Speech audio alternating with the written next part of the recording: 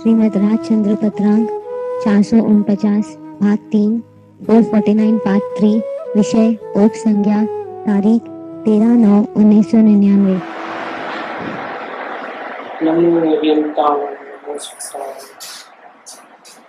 नमो आयर्यास नमो वज्राय नमो वे सौपसाय नमो समय सावाय स्वामी भूत्या चकास्तु चित स्वभावाय भावाय सर्वभावांतरच्छिदे मंगलम भगवान वीर मंगलम गौतम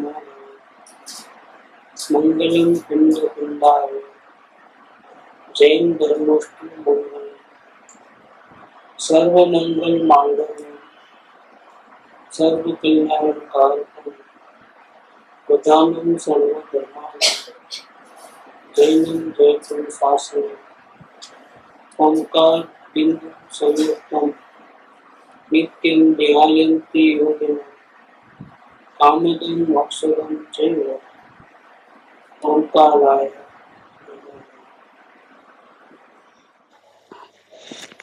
श्रीमद् राजचंद्र वचनामृत पत्र नंबर 449। ये पत्र श्री कृष्णदास भाई को लिखा हुआ है। उनका रिक्वेस्ट था कि हमको कल्याण हो ऐसा कुछ रास्ता दिखाओ, और हमको बहुत घबराहट हो रही है और संसार में कहीं भी रस नहीं रहा है और अशांति अशांति बहुत फील कर रहे हैं। इसके जवाब में ये पत्र लिखा है और सामने वाले की चित्त की भावना शुद्ध समझ लिया है, इसलिए उन्होंने बहुत करुणा भाव से पत्र लिखा है, डिटेल से लिखा है। शुरुआत ऐसे की है कि जिसको कल्याण करना है उसको सत्संग में आना तो अनिवार्य है, क्योंकि कल्याण सत्संग से नहीं होता है, लेकिन सत्संग में कल्याण का रास्ता मिलता है। कल्याण तो खुद से होता है, क्योंकि अपने को कोई अशांत करता नहीं है, दुखी कोई करता नहीं है दूसरा।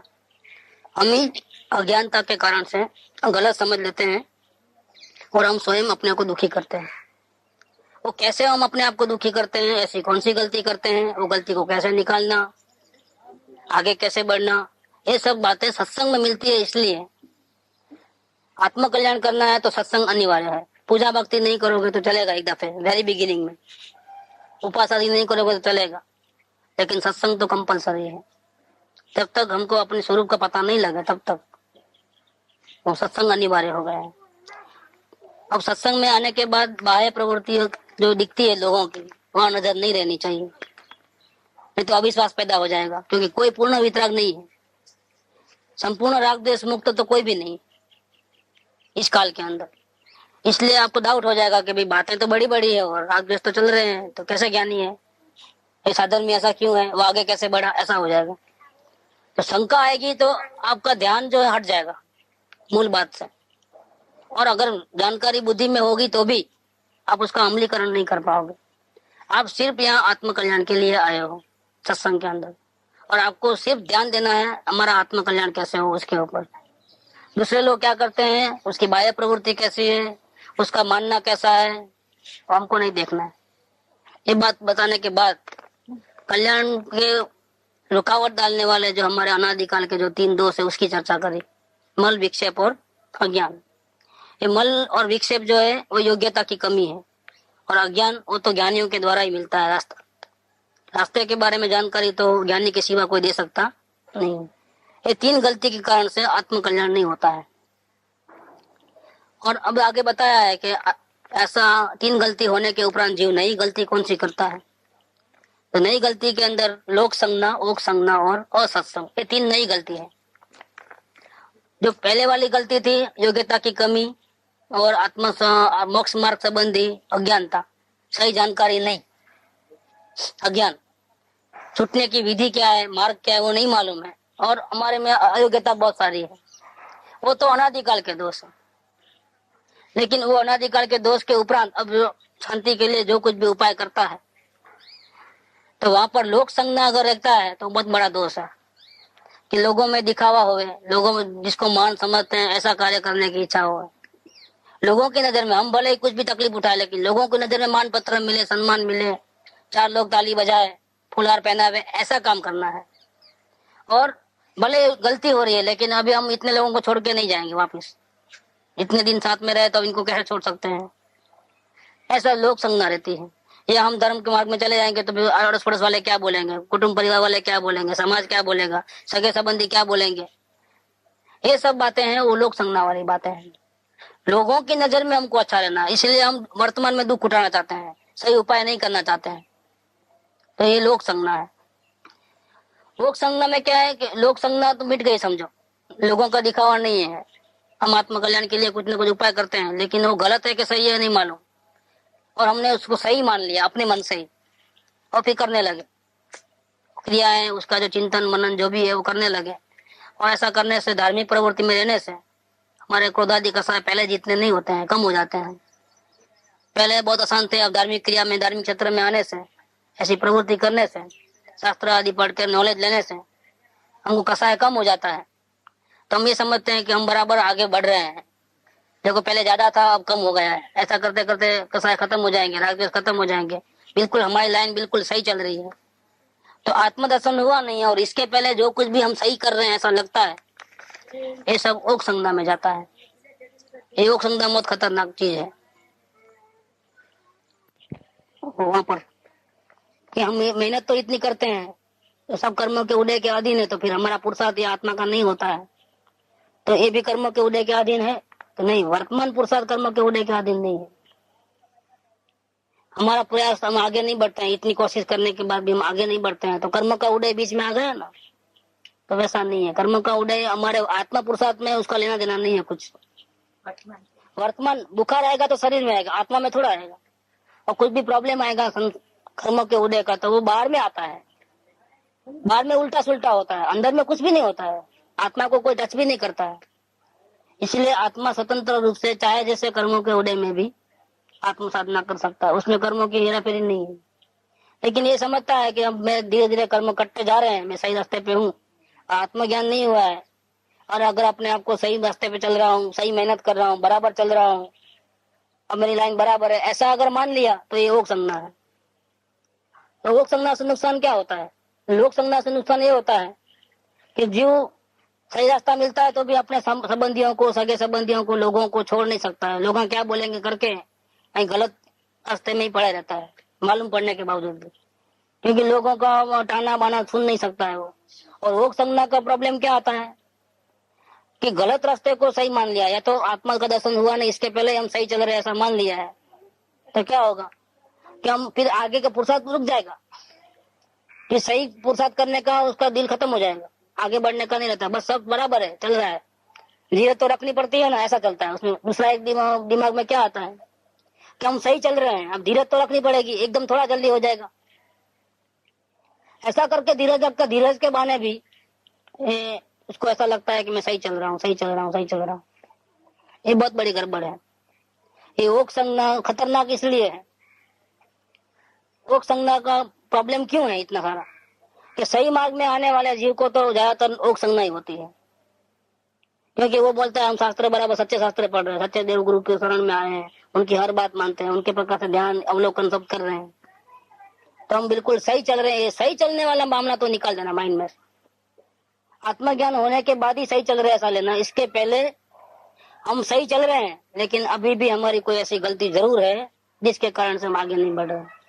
छूटने की सही भावना नहीं है तो भी योग संज्ञा हो सकता है। हाँ, इसलिए ही तो होता है, छूटने की भावना रहे और योग संज्ञा हो तो नहीं हो नहीं सकता, वो निकल जाती है। वो तो बेंचरी के वर्तमान में आया दूसरे नंबर में।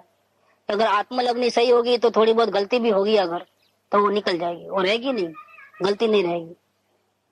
अभी वर्तमान में भले गलती है लेकिन वो आगे जाकर के निकल जाएगी, लगने के कारण से निकल जाएगी। आत्म भावना सच्ची है तो गलती निकल जाएगी। तो ये बात, यह योग संज्ञा वाली बात क्या है कि हम बराबर सच्चे मार्ग में आ गए हैं। सच्चा मार्ग माने क्या कि जहाँ करना धरना नहीं है, कुछ बाहर में फेरफार नहीं है, अंदर से फेरफार करना है, अवलोकन करना है, वेद ज्ञान करना है, और बराबर हमारी साधना चल रही है, सत्संग भी चल रहा है, कसाय भाव भी बंद हो गया है, क्रोध को मन नहीं करना पड़ा है, क्रोध अपने आप शांत हो गया, ऐसे सब परिणाम ऑटोमेटिक आ गए हैं।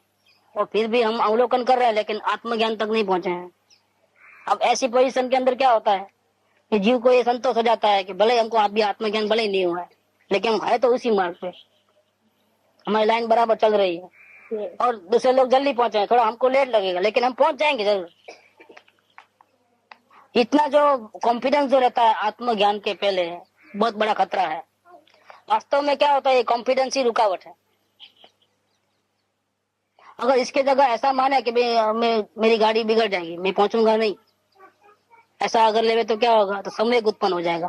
ये संवेग को रोकता कौन है? ये संवेग को रोकता है संतोष नहीं आया उसको। संतोष में और इसमें फर्क है। संतोष में और कॉन्फिडेंस में फर्क है। संतोष में तो वो बोलता है मेरे को अलर्ट रहना है, जागृति बराबर है, संतोष नहीं है वहां पर। प्रॉब्लम किस बात का है? जब लाइन बराबर मिल गई है, अब पहुंच जाऊंगा, थोड़ा देर लगेगा लेकिन जल्दबाजी भी नहीं करनी है, पहुंच जाऊंगा धीरे धीरे धीरे धीरे। रास्ता तो सही पकड़ा है ना, गुरु तो सच्चे मिल गया है ना, वितराग मार्ग तो सच्चा मिल गया है ना। तो आत्मज्ञान होने से पहले अगर इस प्रकार का कॉन्फिडेंस रखें तो फिर वो संवेग उत्पन्न नहीं होगा, क्योंकि उसको भरोसा क्या है, धरपत किस बात की है कि देर सवेर में पहुंच जाऊंगा, मैं भटकूंगा नहीं। और यहाँ संवेग उत्पन्न करने के लिए तो डर लगना चाहिए। करना तो यही है, मार्ग भी बहुत अच्छा है, गुरु भी सही है, लेकिन मैं धरपत रहती है। संतोष में अलग बात है, धरपत अलग बात है। संतोष में क्या है कि बस अब जहाँ तक चला है बराबर है, अब नहीं चाहिए ज्यादा, उसका नाम संतोष। संतोष नहीं है, क्योंकि प्रैक्टिस चालू है, प्रसाद चालू है, तो संतोष नहीं है। लेकिन क्या है, विश्वास है, देर सवेर में पहुंच जाऊंगा। तो नहीं पहुंचने का जो डर रहता है, और फिर जो उसमें जो परिणाम में जो वेग आता है, तीव्रता होती है, वो तीव्रता खत्म कर देता है। ये जो अपने आप ही देखो, ये योग संज्ञा का इतना बड़ा खतरनाक मामला है। संतोष भी नहीं है, लेकिन सही चल रहा हूँ और पहुंच जाऊंगा, ऐसा जो विश्वास आत्मज्ञान होने से पहले या पदार्थ निर्णय होने से पहले नहीं, वो गड़बड़ वाली बात है। हम बोलते हैं संतोष को रुका देता है, संतोष नहीं, कॉन्फिडेंस भी रुकाता है। इस प्रकार ऐसे जीव को अपन बोलते हैं नहीं ये पहले अब उनको गलत तो बोल ही नहीं सकते ना। समझिए और समझ- नहीं, वो बात नहीं है, गलत तो बोल ही नहीं सकते। हम विश्वास नहीं कर रहे कि हम उनको गलत कैसे बोलेंगे? अगर वो पुरुषार्थ करते हैं, नहीं करते हैं, संतोष में आ गए, तो हम बोल सकते हैं कि भाई तुम गलती करते हो क्या, तो हम ऐसा बोलेंगे तुमको संतोष आ गया है। उसका अभिमान भी नहीं है अपने आगे बढ़ने का, थोड़ा बहुत जो आगे बढ़ा उसका अभिमान भी नहीं है, न संतोष है, न पुरुषार्थ रुका हुआ है। देखो, अब ये सूक्ष्म गलती है। कौन सी गलती? कॉन्फिडेंस वाली। तो उसको क्या करना चाहिए? ये कॉन्फिडेंस टूट जावे, ये गलती निकल जावे, होक संज्ञा निकल जावे, उसके लिए क्या करना चाहिए?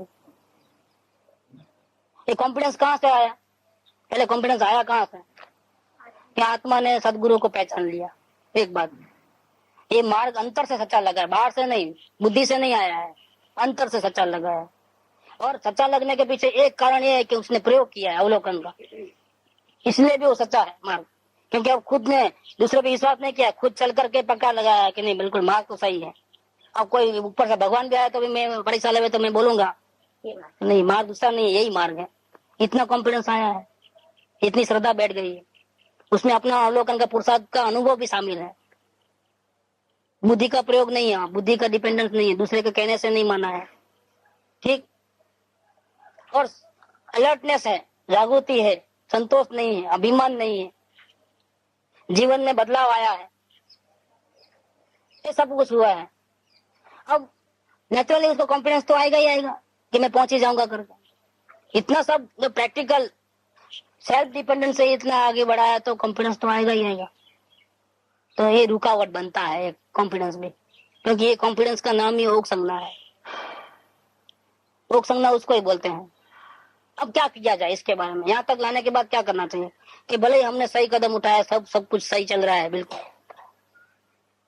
लेकिन देरी क्यों लगती है, आगे क्यों नहीं बढ़ना हो रहा है? कुछ समय तक ही सहन कर सकते हैं, अगर थोड़ा टाइम निकला तो मालूम पड़ जाता है उसको कि ऐसा। वो तो मालूम पड़ जाता है, बाद में तो थोड़ा टाइम ज्यादा निकलता है तो उसको पता चल जाता है कि पुरुषार्थ चालू है, तो पता चलता है कि हो रहा टाइम बहुत निकल जा रहा है और लगता है कि अब दामाद अब पैर खिसकने लगते हैं, धरती निकलती है कहीं ना कहीं कि गलती कुछ बड़ी हो रही है। हम समझते हैं इतना आसान नहीं है मामला, ऐसा उसको थोड़ा कमी भी आ जाती है। हाँ, तो कॉन्फिडेंस आएगा तो नेचुरली पुरुषार्थ पे सीधा अफेक्ट करता है। वो संवेग जो चाहिए ना, वो संवेग उत्पन्न नहीं होता है। तीव्रता जो पुरुषार्थ की रहती है, ऐसा लगे कि अभी 1 घंटे में नहीं हुआ तो यहाँ से उठूंगा नहीं, आज मर जाऊंगा लेकिन नहीं जाऊंगा वापिस, ऐसा जो संवेग रहता है ना, वो संवेग उत्पन्न नहीं होगा। हाँ, नहीं, कर्ता बुद्धि नहीं, अपना कार्य जल्दी से करने की भावना है। वो जो भावना है तो कर्ता बुद्धि नहीं है। नहीं, भावना कर्ता बुद्धि नहीं है, अपना भावना, भावना रहे तो अच्छा है, संवेग रहे तो अच्छा है, वो कर्ता बुद्धि नहीं है। क्योंकि आपका कुछ फेरा फेरी करने का भाव वहां नहीं है, और दूसरे पर डिपेंडेंट नहीं है। दूसरे पे डिपेंडेंट है, कुछ करना नहीं करना ऐसा है तो कर्ता बुद्धि है। कि भाई कोर्ट के परिणाम आए और आपको हटा देना है तो कर्ता बुद्धि है। समय दर्शन को जल्दी लाना है तो कर्ता बुद्धि है। लेकिन अपना कार्य फटाफट करना है, ढीला ढीला नहीं रहना है, प्रमाद नहीं करना है, आलस नहीं करना है, वो कर्ता बुद्धि नहीं है। अपने परिणाम न बिगड़े बोल के समय के हवाले कर देता अपने आप को कि जो होना है होगा बोल के। तो प्रमादी हो जाएगा, प्रमादी हो जाएगा, परिणाम नहीं। गड़बड़ करूंगा तो मेरे परिणाम बिगड़ जाएंगे। गड़बड़ करने से नहीं होता है।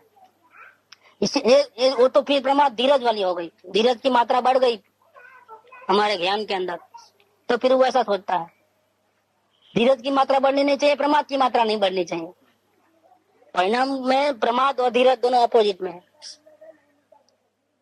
उतावली जिसको बोलते हैं, उतावली और प्रमाद, तो धीरज और प्रमाद और एक बाजू उतावली, ये दोनों का बैलेंस मिला जुला रहना चाहिए। वो नहीं रहेगा तो प्रॉब्लम हो जाएगा। धीरज ज्यादा रखेगा तो प्रॉब्लम, उतावल ज्यादा करेगा तो प्रॉब्लम। अपने परिणाम को धीर गंभीरता से पुरुषार्थ में रखने का है, कहा गया। और अपने को लेखा जोखा बैलेंस कैसे करना वो मालूम पड़ जाता है। देखो लेडीज लोगों को अभी आदत पड़ गई है, चाय में शक्कर कितनी डालना, पत्ती कितनी डालना। अभी आप 2-4 कप बनाते हैं, अभी मेहमान आगा तो 8 कप बनाते हैं, लेकिन उनको माप तोल नहीं करना पड़ता है। देखो फिर भी चाय बराबर बनती है, इसका क्या कारण है? कभी 8-10 जने आ जाते हैं तो भी माप तोल से नहीं डालते हैं, वो अपने अंदाजे से ही डालते हैं। जब लोट बांधते हैं तो उसमें भी तेल पानी जो भी डालते हैं, नमक वगैरह समझो, तो वो तोल माप के करते हैं। 4 मेहमान ज्यादा है, लोट ज्यादा बनाना तो तोल माप करना पड़ता है। नहीं, वो उनका अंदाजा देखो, और वो बिल्कुल परफेक्ट रहता है। इसको क्या बोलते हैं? Balancing power. उसमें तोल माप नहीं होता है, घड़ी घड़ी देखना नहीं पड़ता है कि धीरज ज्यादा है या उतावली ज्यादा है क्या है, लेकिन अपने आप बैलेंस जम जाता है। ये बैलेंस जमने का काम कौन करेगा? ज्ञान दशा आई नहीं है और बैलेंस कैसे जमाए? ये ऑटोमेटिक सब सोगठी बैठी कैसे, क्या कारण से बैठी है? इसके मूल में क्या है? कौन सा ऐसा जबरदस्त गुण है कि जिसके कारण से बैलेंस बैठ गई है? वो एक ही गुण है, कौन सा? आत्म भावना। आत्म भावना अगर शुद्ध है तो बैलेंस बैठ जाता है। आत्म भावना शुद्ध नहीं है तो बैलेंस नहीं बैठेगा, या प्रमाद ज्यादा करेगा या उतावल ज्यादा करेगा, ये गड़बड़ हो जाएगी। तो संतोष और ये कॉन्फिडेंस, विश्वास, आत्मज्ञान होने के पहले का जो विश्वास, तो संतोष तो रॉन्ग है और विश्वास भी रॉन्ग इसलिए कि पुरुषार्थ को मंद करता है, समय को उत्पन्न नहीं करने देता है। ओवर जिसको कॉन्फिडेंस भी चाहिए, ऐसा नहीं है कि नहीं चाहिए, लेकिन उसमें मात्रा बढ़ जाती है ओवर कॉन्फिडेंस में। अंडर कॉन्फिडेंस में तकलीफ, ओवर कॉन्फिडेंस में तकलीफ, और कॉन्फिडेंस जो है वो बराबर है, लाइन है। तो इसके जब ओवर कॉन्फिडेंस की बात बढ़ती है ना तब प्रॉब्लम होता है। अब इसको तोड़ना कैसे? देखो कॉन्फिडेंस नहीं होगा तो भी वो डिप्रेशन में आ जाएगा। इतना विश्वास नहीं होगा कि मैं देर सवेर पहुंच जाऊंगा तो हिम्मत हार जाएगा, तो भी पुरुषार्थ रुक जाएगा। और ज्यादा कॉन्फिडेंस में आ जाएगा तो उसका इफेक्ट परिणाम पे आकर के वो मन पुरुषार्थी हो जाएगा, संवेग उत्पन्न नहीं होगा। इतना ही कॉन्फिडेंस जरूरी है कि हमारे परिणाम में तीव्रता बढ़ते जाए। जो परिणाम आज है उससे कल बढ़ना चाहिए और बढ़ना चाहिए और बढ़ना चाहिए और कॉन्फिडेंस देना चाहिए। That is right. नहीं तो ओवर कॉन्फिडेंस हो जाएगा तो ये योग संज्ञा का रूप ले लेगा कि हम तो सही चल रहे हैं भैया, आप भले कुछ भी हो, हमको तो पूरा विश्वास है हम पहुंच जाएंगे। अब इसको ये गलती जो हो रही है ओवर कॉन्फिडेंस की, उसको निकालना कैसे निकालना? कि उसको ये समझना चाहिए कि मेरे को लगता है कि मैं बिल्कुल सही चल रहा हूँ, मेरे को कोई दोस्त दिखाई देते नहीं, लेकिन अगर दोस्त नहीं होते तो मैं मंजिल पे पहुंच जाता। अब मंजिल पे नहीं पहुंचा हूँ, इसका मतलब ये हो गया कि अभी मेरे में कोई ऐसे दोस्त है जिसको मैं ही नहीं पहचान सकता हूँ। क्या? तो अंदर में वो कॉन्फिडेंस भले ही है, देर सवेर पहुंच जाऊंगा, लेकिन साथ में दर्द भी होना चाहिए कि ऐसे कौन से दोस्त मेरे में रह गए जिसके कारण से मंजिल पे मैं नहीं पहुंच पाया। अगर इस प्रकार के भाव और खोजबीन रहेगी फिर तो वो साधर्मी को पूछेगा और रिक्वेस्ट भी करेगा, भाई मेरे को कुछ समझ में नहीं आता है, अब आप मेरे साथ में रहते हो तो अगर आपको मेरे कोई गलती नजर में आ जाए तो आप मेरे को जरूर बताना। और सदगुरु को ही बोलता है भाई मेरे को तो मैं थक हार गया हूँ, अब मेरे को ना दोस्त दिखते हैं न मुझे ऐसा लगता है कि मैं लटक जाऊंगा, मेरे को लगता है मैं पहुंच भी जाऊंगा और दोस्त भी दिखते नहीं और मंजिल तक भी नहीं पहुंचा हूं। अब ये एक ऐसी पोजीशन है कि जिसका कोई प्रॉपर डिसीजन नहीं ले सकते हम, ये ऐसी पोजीशन हो गई है। त्रिशंकु जिसको बोलते हैं ना, ऐसी हालत है। ऐसा भी नहीं है कि लगता है कि मैं फेल हो जाऊंगा, ऐसा भी नहीं लगता है। और मंजिल भी मिली नहीं है और दोस्त भी नहीं दिखते हैं। देखो ये क्या परेशानी हुई। दोस्त दिखे तो हटावे और आगे बढ़े, दोस्त भी नहीं दिख रहे।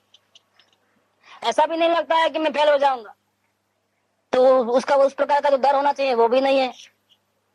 देखो, और मंजिल तक पहुंचा भी नहीं है। अब ये कैसी हालत बनी है, मानसिक स्थिति कैसी बनी है। ये कौन सा पिक्चर आया है, ये जबरदस्त पिक्चर आया है। अब इसमें क्या करना, ये जो भी स्थिति बनी है ये ओक संज्ञा का सूक्ष्म रूप है। ओक संज्ञा कब मिटती है, पदार्थ का निर्णय होता है तभी मिटती है, इसके पहले ओक संज्ञा नहीं मिटती। पदार्थ का निर्णय होने के पहले ओक संज्ञा नहीं मिटती। पदार्थ का निर्णय हो गया तो स्व संवेदन अंश से आया तो ओक संज्ञा मिट गई।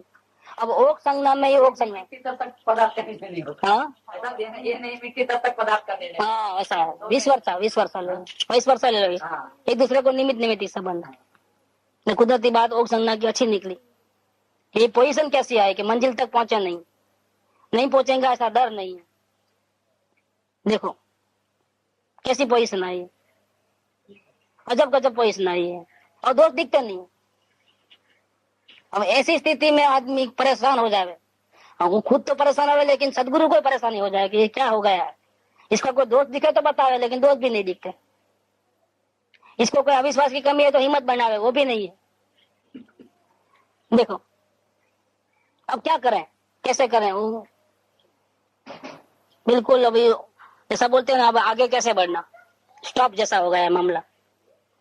ऐसी स्थिति में आ गए हैं तो ये ओक संज्ञा का सूक्ष्म रूप हो गया, सिवाय आत्म भावना की प्रबलता और तथा पूर्व कर्म का जो निमित्त नैमित्तिक संबंध है, दर्शन में संबंध है, अभी कुछ अंश रह गया है, उसका निमित्त पना मौजूद है परिणाम के ऊपर, तो वो उसका कमी होवे और यहाँ पर आत्म कल्याण की प्रबल भावना और तीव्र हो जावे, पुरुषार्थ और वेग पकड़े, अंतर्मुक्ता और जोर से बढ़े, इसके सिवा उसका कोई रास्ता नहीं है।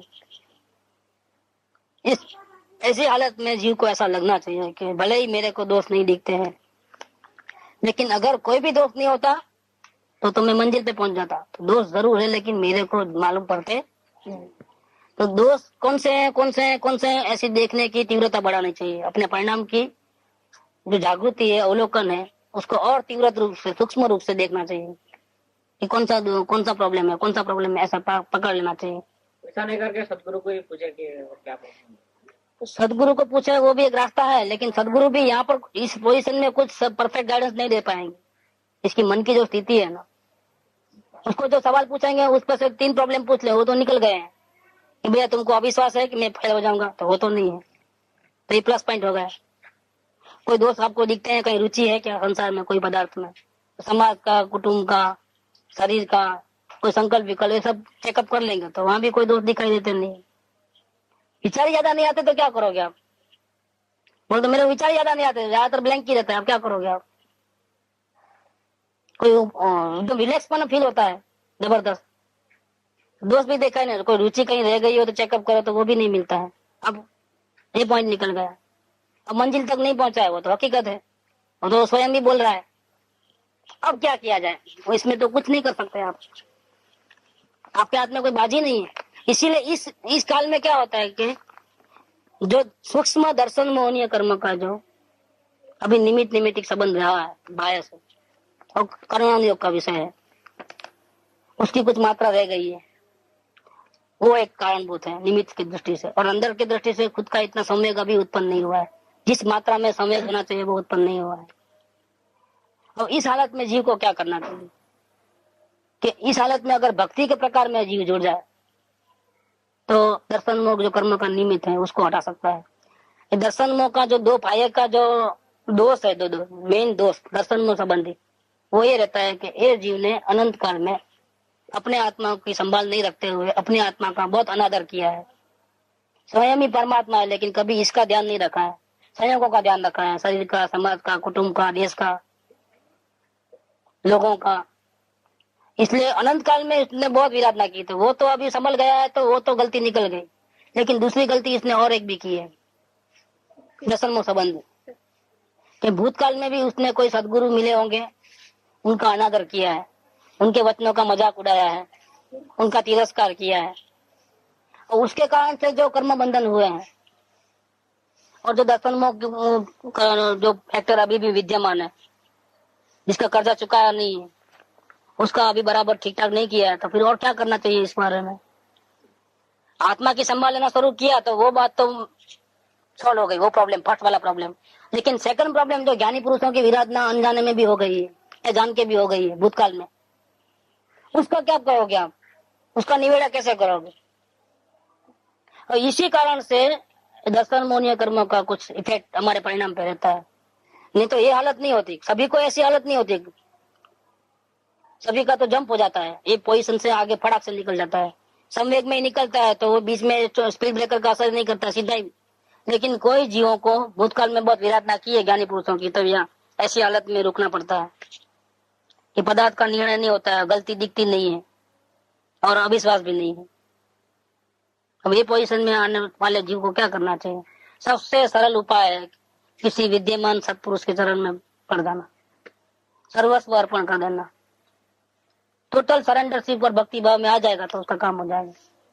क्योंकि अभी वो दूसरे नंबर की जो गलती है ज्ञानी की विराधना, उसको मेटने का तो यही हिसाब किताब है। जैसे समझो सदगुरु का हम उपकार चुका नहीं सकते, माँ बाप का उपकार चुका नहीं सकते, सदगुरु का, क्योंकि वो हमको जन्म देवे लेकिन हम उनको जन्म नहीं दे सकते, ऐसा है ना, उनका उपकार नहीं चुका सकते। सदगुरु का भी ये हाल है, सदगुरु का उपकार भी हम नहीं चुका सकते। फिर क्या किया जाए अब, तो वो कर्जा हमने लिया है वो कैसे चुकाया जाए। तो उसका एक तरीका और एक है कि जिस प्रकार से सदगुरु ने आपको ज्ञान दिया उस प्रकार से आप भी किसी एक को भी ज्ञान दो, तो आपका वो बैलेंस बनता है, तो कर्जा चुकता है। किसी एक जीव को भी आप सही मार्ग बता करके उसको सही रास्ते पे लेके आओ तो आपका वो कर्जा फेट गया। ये उठने ही नहीं देता, ऐसा सोचती हूँ कि फिर रुक जाता है। क्या सोचना है, ऐसा चरणों में आ जाना होता है, सोचती हूँ ना अभी सोचा है अभी फिर ऐसा होता है। इसमें क्या है कि चरणों में आना है, लेकिन एक बात और भी समझना है। सोच सकते हैं ना, सोचने से पहले ऐसा हो जाता है, अभी करके देखो। उसमें क्या है कि अभी खुद ही कर लेने का भाव है ना, स्वच्छंद है, मैं अपने आप कर लूंगा ऐसा जो भाव है। अभी नहीं आया अपन, ऐसा उठना को पाओ नहीं। हाँ वो समझ गया मैं, चरण में गिरना है लेकिन रुक जाते हो कि कोई ऐसी बात बोलेंगे जो हम नहीं उठा पाएंगे, तो चरणों में गिरे तो फिर जो आपको बोले वो करना पड़ेगा। क्या अभी नौकर वही है वो क्या है, डर है एक बार आकर कि चरणों में गिरे तो बाद में क्या होगा, जो बोलेंगे वो करना पड़ेगा, वो तो हम कर नहीं पाएंगे, तो फिर उसकी सजा बहुत जबरदस्त है। लेकिन प्लस पॉइंट का बांध नहीं है। अभी ऐसे 2-3 बार आ गए, गिर गुरु जी को अर्पण हो जाना है, समर्पण कर देना। लेकिन फिर आज्ञा दोगे तो कैसे मानोगे, आने से पहले नहीं हो जाता। वही बात इसमें क्या है कि वो अपना जीव की हिम्मत नहीं चल रही है, संसार में अभी कहीं भी रस है ना, इसीलिए वो चरणों में नहीं गिर पाता है। क्योंकि सदगुरु की जो आज्ञा है वो नहीं उठा पाएंगे तो बहुत परेशानी हो जाएगी, फिर और मुश्किल बढ़ जाएगी। फोर्स नहीं आ रहा, देखो कॉन्ट्रैक्ट साइन करना रहता है, बड़ी बड़ी कंपनी में भी कमल को बोला था वो 2 साल का कॉन्ट्रैक्ट साइन करो, अगर कितना तो वो सब बाद में, पहले आप साइन करोगे तो बोलेंगे कितना घंटा, 10 घंटा काम करना पड़ेगा, नहीं 5 घंटा तो नहीं चलेगा। तो पगार बोलो तो नहीं, पहले आप 10 घंटा और साइन करोगे तो ही मैं बोलूंगा। बोलो अभी इतनी बात ये क्या, पहले हाथ पैर बांध लेने का रहता है, हो सकता है पगार अच्छा ही मिले उसको, ऐसा नहीं है कि नहीं मिले, लेकिन ये परेशानी है, चरण में गिर गए तो आप फंस गए। और फंसना चाहता नहीं है, जीव को आजाद देना चाहता है। जीव जब चाहे तब जैसा करना है ऐसा करना चाहता है, तो फिर निर्णय कर ले, मनमानी करना चाहता है, और चरण में गिरने से मनमानी नहीं कर पाएगा। जो करना ही है ऐसा निर्णय कर। ये अभी क्या है, अविश्वास है थोड़ा सदगुरु के प्रति। अविश्वास क्या है कि कहीं मैं गलत रास्ते पे, तो ऐसा अंदर में 90% सही विश्वास है, लेकिन 10% में अभी अविश्वास है कि वो सेफ साइड नहीं लग रही है, टोटली सेफ साइड नहीं लग रही है, तो फिर वो नहीं गिर पाता। 90% विश्वास है, 10% का अविश्वास है। अविश्वास ज्यादा क्या होता, हम आगे नहीं उठा पाएंगे तो वही बात है, अविश्वास के कारण नहीं है ये। खुद की कमजोरी है, खुद का रस बाहर का बहुत है, रुचि बाहर है, अन्य खुद की रुचि बाहर है, और वो गुरु की आज्ञा से भी रुचि वो तोड़नी पड़ती है। फिर उनका अपमान हो जाएगा ना हम अगर आगे। बस ये बात, ऐसी बात। वो तो लोग आते ही नहीं है ना, वो तो मुंह नहीं दिखाते हैं, क्या मुंह दिखाए, क्या प्रश्न करें। अब लोगों के टेलीफोन बहुत कम हो गए, क्योंकि वो मालूम पड़ गया अब क्या बोलना टेलीफोन में, बोले क्या। अच्छा, आना नहीं होता सामने, कैसे नहीं आते हैं भैया, रोज आने वाले क्यों आना बंद कर दिए, क्या जो बोलते वो तो कर नहीं पाते, फिर आके क्या करना है, मुंह क्या दिखा रहे, खुद को खुद की शर्म आती है और सामने नहीं आता है। ऐसे भी कई केस बन गए।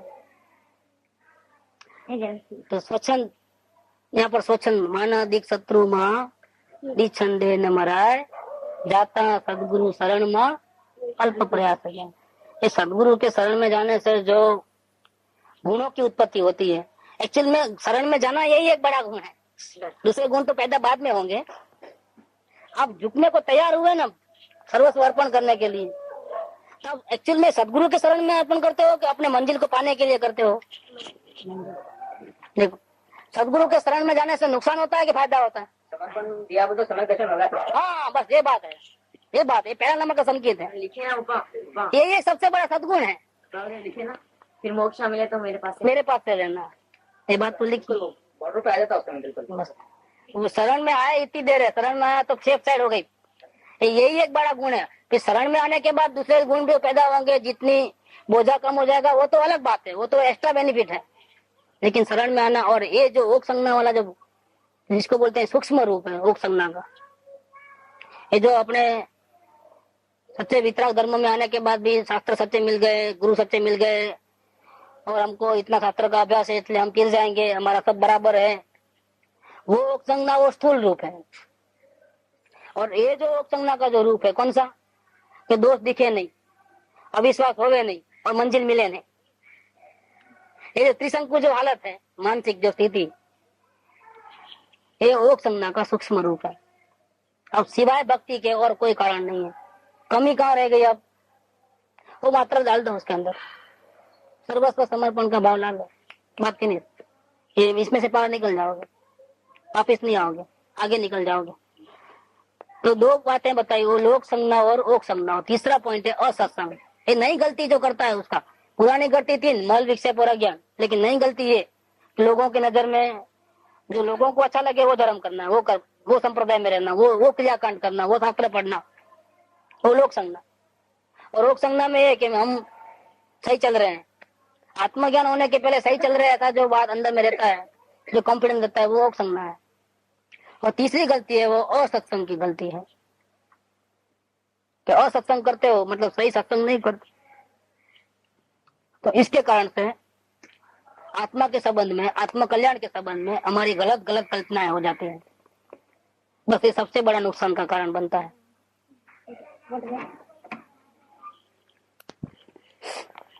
अब ये तीनों गलती को मिटाने का उपाय क्या, लोक संज्ञा को, ओक संज्ञा को और असत्संग, तीनों गलती और पहले वाली तीन गलती मल विक्षेप और अज्ञान, इस सबको मिटाने का उपाय एक ही उपाय है। देखना आप क्या जबरदस्त प्लानिंग किया है। अब तो फिर क्या करना चाहिए कि अब ऐसा निश्चय करना योग्य है कि जिसको आत्म स्वरूप प्राप्त है, प्रकट है, उस पुरुष के बिना अन्य कोई उस आत्म स्वरूप को यथार्थ करने के योग्य नहीं है, और उस पुरुष से आत्मा जाने बिना अन्य कोई कल्याण का उपाय नहीं है। ये टोटल मार दिया यहाँ पर। पूरी चाबी किसके हाथ में है, सदगुरु के हाथ। ये 6 के 6 दोस्त निकल जाएंगे अगर सदगुरु मिल गए और भक्ति आ गई, पूरा लाइन खत्म हो जाएगा। उनके पास ऐसा अनुभव है कि वो डालने से पूरा आपका कर्म भर्म सब निकल जाएंगे। आज तक अनंत काल के जो कुछ भी गड़बड़ किया है, जानने में अनजाने में, फिर ये आदत क्यों आती है, नहीं देती ये आदत क्यों आती है। हमारा अभी आत्म कल्याण करने का निश्चय नहीं है, निश्चय की कमी है। अपने चेक करना किधर भी, या तो अभी आपको घर में नहीं हो ना, निवृत्ति क्षेत्र में आए हो तो आपको ऐसा लगेगा कि मेरे को बिल्कुल सही चल रहा है। घर में अगर होते तो कचरा पड़ा है या कोई गड़बड़ करे तो फिर परिणाम उधर जाए। यहाँ तो कोई ऐसा है नहीं ना, धर्मता में कचरा पड़ा तो भले ही पड़ा, हमको तो कहाँ रहना है ज्यादा, हमको तो जाना ही है ना सामने, भले कचरा पड़ा है। मैं अभी बोले अभी तो वैसा नहीं हाँ, रूम में घूमने का आ जाएगा, घूम लेंगे खाली तो अच्छा है, के जैसा फाड़ कर देंगे। बहुत अच्छा है, सोगनी जैसा। ठीक, तो बच्चे अच्छी बात है, अगर आप सुधरते हो तो कभी भी सुधर सकते हो। लेकिन अभी तक जो पावर नहीं आया, समर्पण भाव नहीं है, उसका कारण यही है। अपन बात किसकी कर रहे हैं? बहुत अच्छी बात है, बहुत अच्छा बात है। तो एंड कहाँ होगा सब गलतियों का?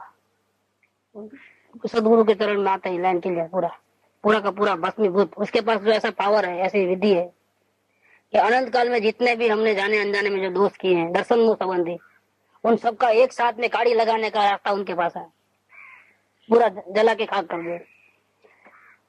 उस पुरुष से आत्मा जाने बिना आत्मा जाना है, ऐसी कल्पना का मुमुक्षु जीव को सर्वथा त्याग करना योग्य है।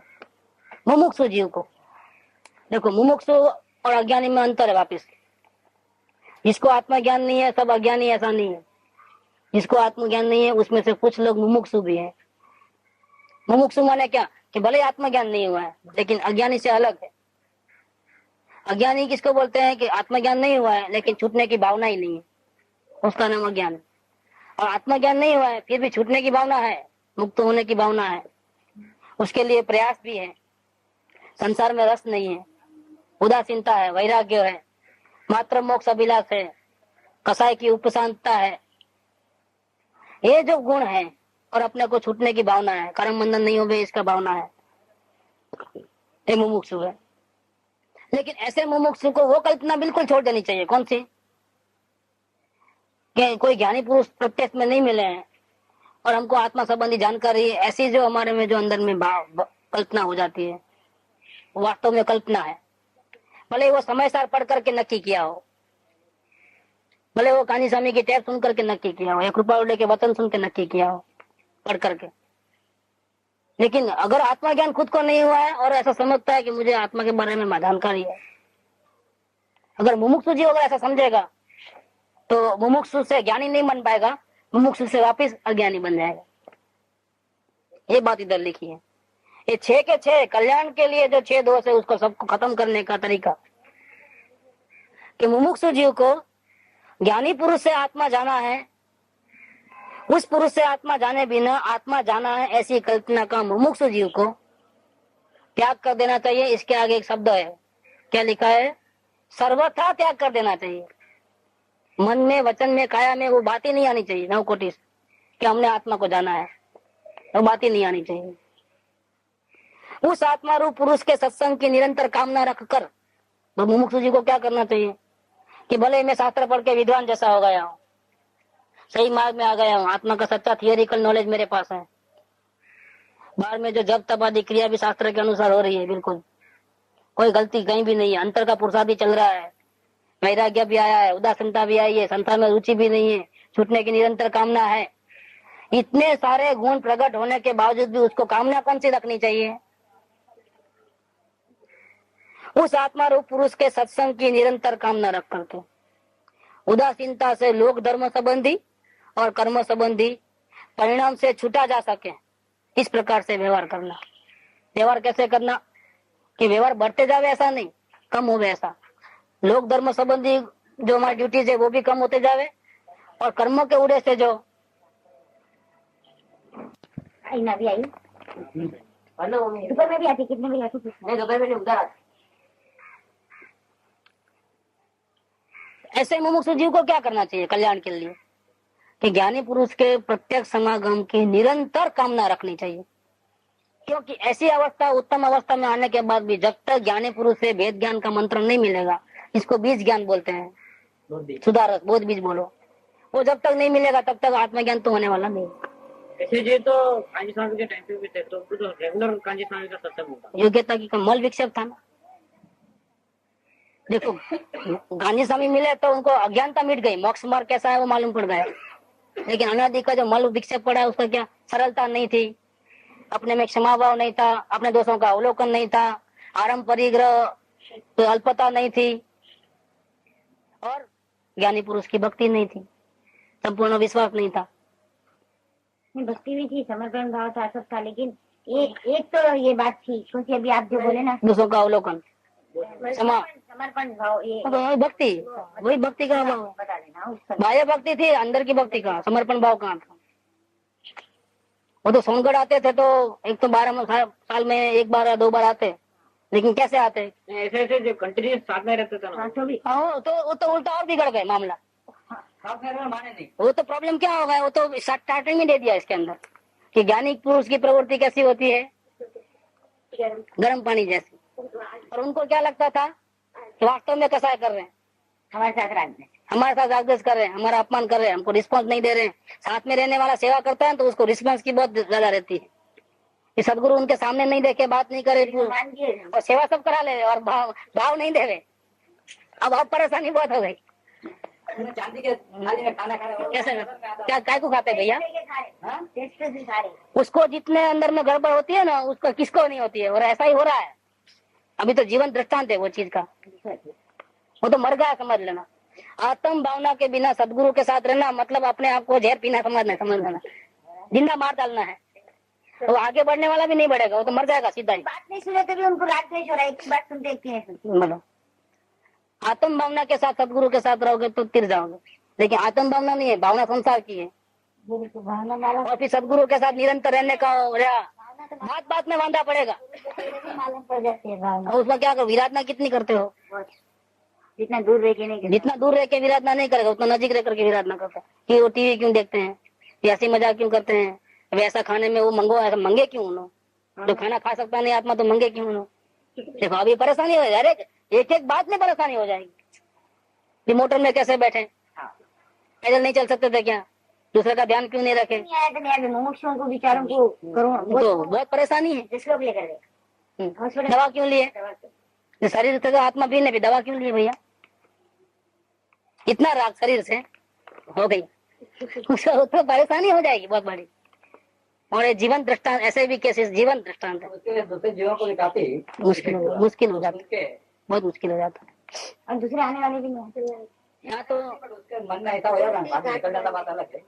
ये तो कल्याण के लिए यहाँ क्या आज्ञा दी है। देखो मुमुक्षु जीव, कैसा मुमुक्षु जीव कि जिसको शास्त्र का अच्छा अभ्यास है, बाह्य प्रवृत्ति बिल्कुल सही है, अंतर का पुरुषार्थ भी है, कसाय की मनता है, सभी प्राणियों के ऊपर दया भाव है, संसार में उदासीनता है, भोग विलास के साधन अच्छे नहीं लगते हैं, निरंतर जन्म मरण से छूटने की भावना रहती है, आत्मा संबंधी भी शास्त्र पढ़ पढ़ के अच्छी जानकारी है सर्व प्रकार से।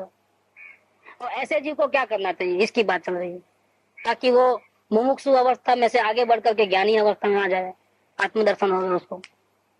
उसके लिए क्या करना, उसको ये समझना चाहिए, उसको कौन सी भावना रखना, निरंतर सत्पुरुष का निरंतर सत्संग मिला करे मेरे को, निरंतर ऐसी कामना रखना, उनके चरण सेवन मिले ऐसा, प्रत्येक सत्गुरु मिले ऐसा, ऐसी भावना उसको रखनी चाहिए। क्योंकि यहाँ तक आया तो यहाँ से आगे बढ़ने के लिए उसको वेद ज्ञान मंत्र चाहिए, देशना लब्धि चाहिए, वो कहाँ कौन देगा। और सत्पुरुष, प्रत्येक सत्पुरुष की उपदेश के सुने बिना देशना लब्धि किसी को नहीं मिलती है। ये चाहिए, यहाँ कमी रह गई। देखो मुमुक्षु बन गया तो विशुद्धि लब्धि में आ गया, शास्त्रीय भाषा लेवे तो शोक समलब्धि तो थी, मन भी मिला था। अब आत्म कल्याण करने की शुद्ध भावना हुई तो विशुद्धि लब्धि में आया। अब उसको जरूरत किस बात की है, देशना लब्धि की, वो प्रत्येक सत्पुरुष के बिना नहीं मिलती है। तो मुमुक्षु जीव को मैं तिर जाऊंगा, मैं सही चल रहा हूँ, वो बात तो भूल जाना चाहिए। जब तक सत्पुरुष नहीं मिले प्रत्यक्ष और उसकी बात को, आज्ञा को नहीं उठाया है और अंतर्मुक्ता नहीं हुई है और आत्मा के दर्शन नहीं हुए, तब तक हम सही नहीं है, समझ लेना। तो ये बात लिखी है यहाँ पर कि कल्याण करना है तो ज्ञानी पुरुष से आत्मा जाने बिना आत्मा जाना है, ऐसी कल्पना का मुमुक्षु जीव को सर्वथा त्याग करना योग्य है। उस आत्मा रूप पुरुष के सत्संग की निरंतर कामना रख करके हम ऐसे जीव को क्या करना चाहिए, मुमुक्षु जीव को, कि हमको कोई सदगुरु मिले और उसकी भावना निरंतर रखनी चाहिए। मैं अपने आप कर लूंगा वो बात तो भूल जाना चाहिए, मेरे को उपदेश की जरूरत है, मुझे ज्ञानी पुरुष का प्रत्येक समागम चाहिए, इसकी भावना रखनी चाहिए। और इसकी जगह किसी जीव को ऐसा हो जाता है, इतनी बड़ा विश्व है, इसमें न जाने ज्ञानी पुरुष की हालत में और कहाँ होंगे, हम कैसे ढूंढ पाएंगे। डॉक्टरों को ढूंढना आसान है क्योंकि वो येलो पेजेस में आता है बुरा, हार्ट स्पेशलिस्ट, आई स्पेशलिस्ट, लेकिन ये वहाँ एलोपैथिस्ट में वो नहीं है कि आत्मा स्पेशलिस्ट। एक परेशानी है, अब उसके लिए क्या करें, अब तो ये ढूंढना पड़ेगा और बहुत जिम्मेदारी है। अच्छा, जहाँ जाओगे वहाँ सब अपने अपने को ज्ञानी मान करके बैठे हैं, कोई त्याग करके, कोई वेश करके, कोई क्रियाकर्म बता करके। कोई ऐसा नहीं बोलता है कि हम अज्ञानी, हम सब जानते हैं, चलो हम तुमको लेके जावे, तुम हमारे को सरेंडर हो जाओ, हम तुमको लेके जाएगा। बस हमारा पैर पकड़ लो, उंगली पकड़ लो, बस जाओ, तुम्हारा मोक्ष हो जाएगा। इतना ये करो, इतना ये मत करो, नहीं बैठ जाएगी।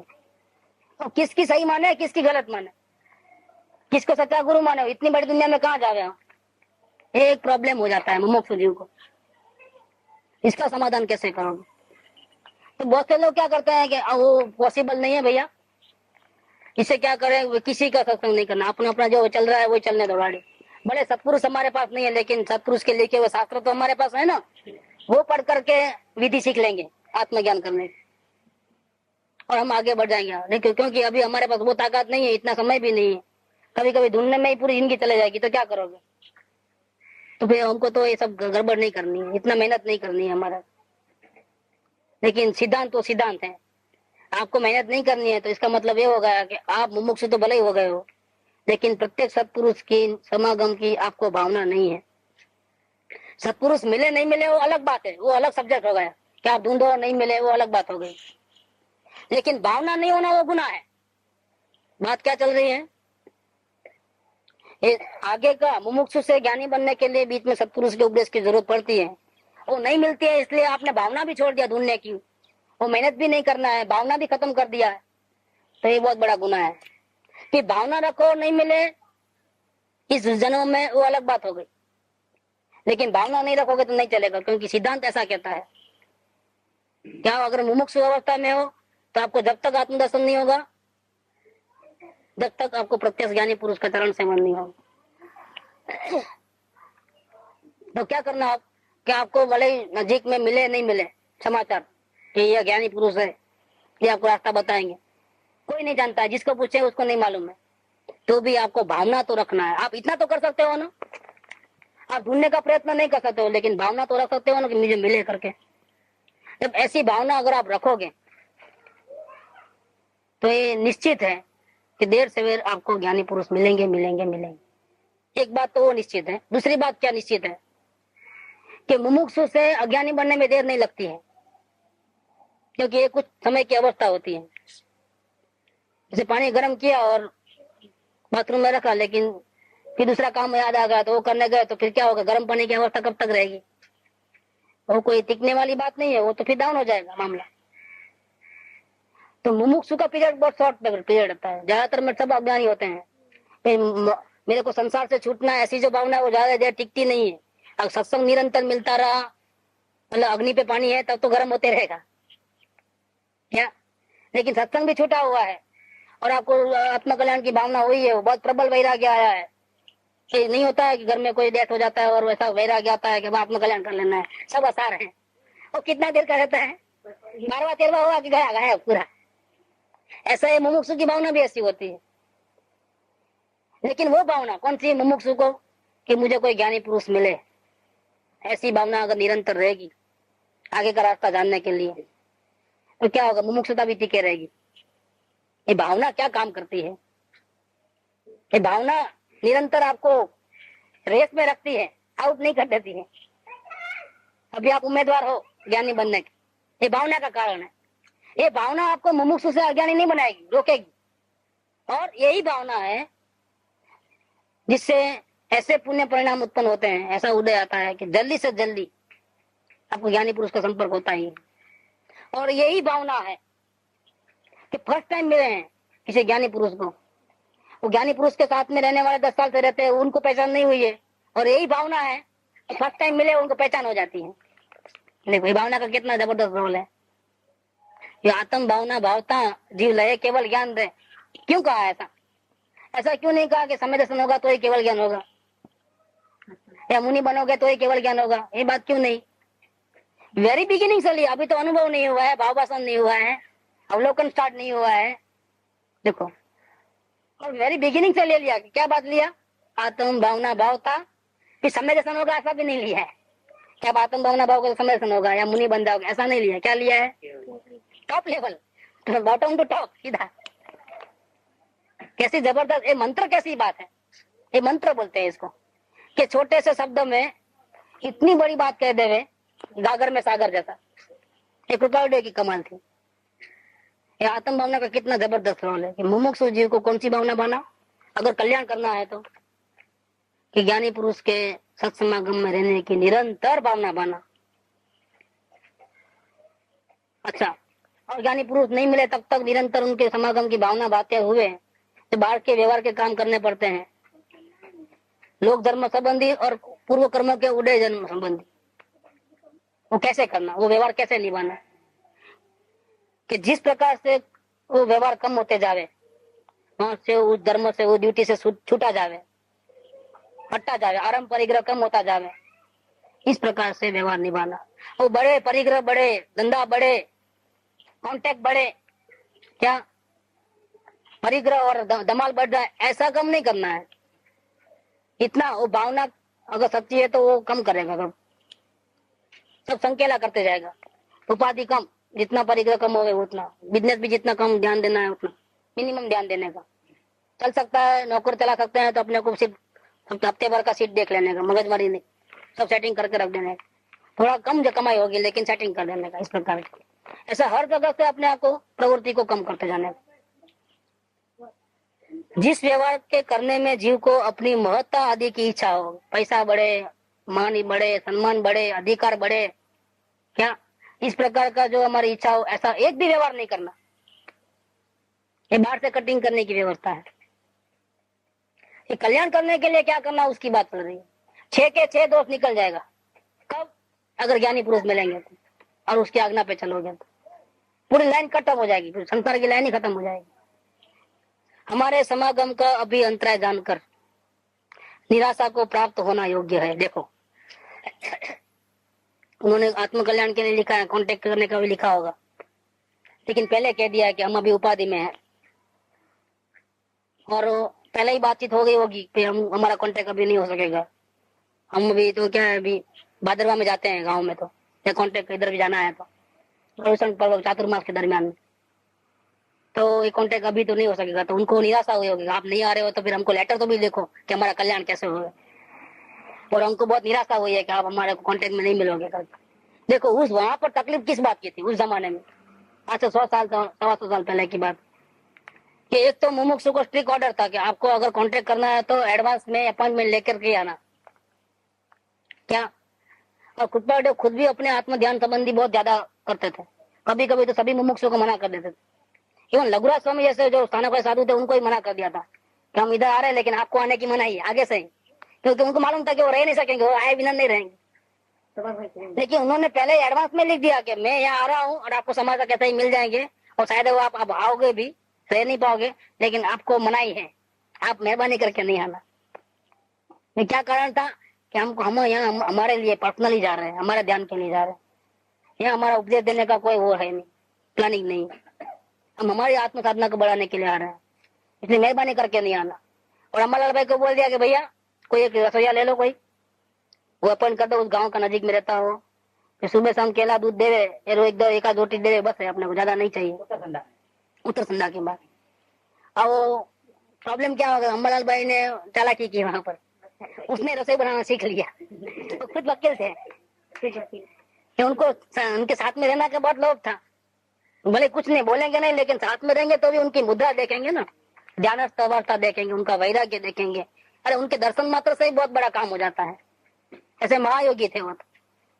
इनके दर्शन देख आज भी उनके जो कौशल की जो रहते हैं ना प्रतिमा का ध्यान, अन्य मती भी देखते हैं तो पूछते हैं कि कौन महाराज है, क्या क्या जबरदस्त, देखो पूरी पतली पतली दिख रही है। ऐसा इतना तपस्या करते थे क्या उनका? ऐसा ही कोई ऐसा नहीं मिलेगा कि नहीं पूछेगा उनका देखते ही। तो उनको ऐसा लोग तो उन्होंने क्या बोला, वकीलात तो छोड़ दिया था पहले ही, और उन्होंने रसोईया बन गए, रसोई बनाना सीख लिए और खुद ही सब सेवा करते इस प्रकार से। भी रसोईया नहीं मिला तो फिर अब मेरे को आता है, ऐसा करके खुद रसोईया बन करके उनकी सेवा में रह गए। बहुत बड़ी कमाल की बात है। एक वकील अपने से छोटी उम्र का जो जीव है उसका सेवा करने में, इस प्रकार से सेवा करने लग जाए, और खाना परोसे टाइम टू टाइम, सोए तो हवा करे, घर का आंगन झाड़े। देखो कैसी बात है, ये कैसी सेवा करते होंगे। ये बहुत अपने को देखने को नहीं मिले ऐसी चीजें हैं सब। भक्ति का भी कोई अलग ही दर्शन होवे। तो उन्होंने कहा इधर कि हमारे समागम का अभी अंतराय जानकर निराशा को प्राप्त होना योग्य है। आपको निराशा हो रही है तो हमको खुशी हो रही है, क्योंकि अगर निराशा नहीं है तो इसका मतलब क्या हो गया।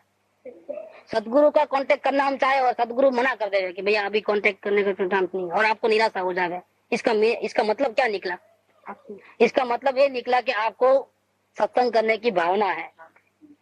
भावना है तो दुख होता है, सफल नहीं होती है तो आपको निराशा होती है, और हमको आपके परिणाम देख करके खुशी होती है कि चलो आप मुमुक्षु अवस्था में बराबर चल रहे हो।